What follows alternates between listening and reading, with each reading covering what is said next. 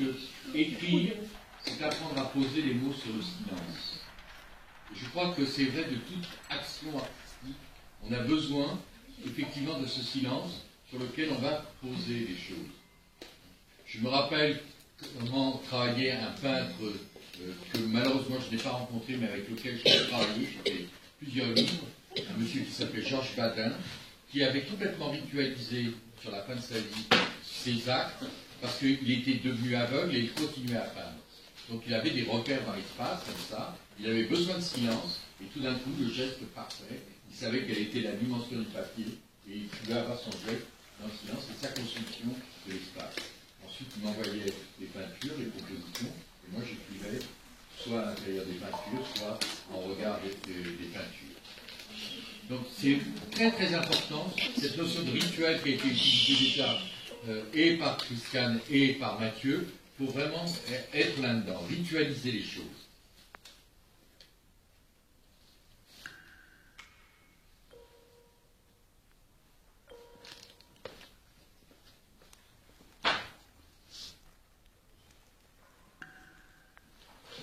Tu les avais vraiment bien captés, parce que le silence continuait.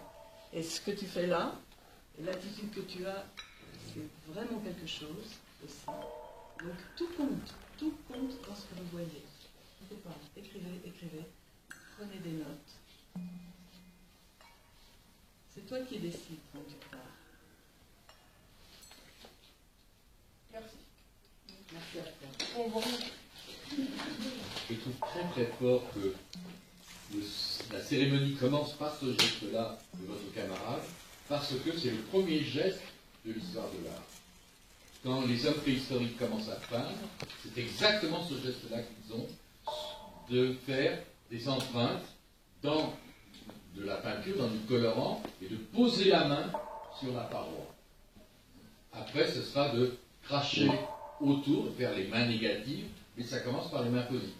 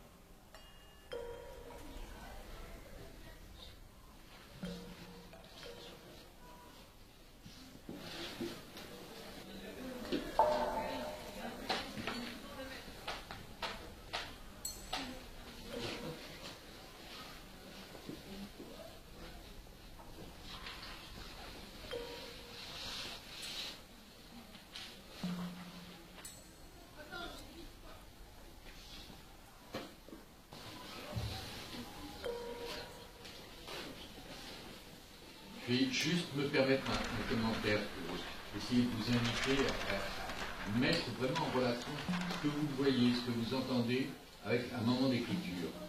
Lorsque je vois votre camarade là qui jette comme une pluie blanche sur la feuille noire, pour finalement inscrire quelque chose qui ressemble au chiffre 8, moi je ne peux pas m'empêcher de faire des associations.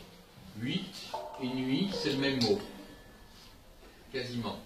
Et c'est vrai dans toutes les langues indo-européennes. Vous faites de l'allemand, il y en a qui font de l'allemand. Comment dit-on nuit en allemand? Et 8 en anglais? Et night. En espagnol? Et vous entendez? C'est presque les mêmes mots. Et là, du coup, c'est le 8. Et moi, je note l'infini nuit blanche, ce 8 couché sur la nuit noire. Et pourquoi j'ai choisi le mot infini, l'adjectif infini pour dire? Parce que le 8 couché, c'est le signe de l'infini en mathématiques.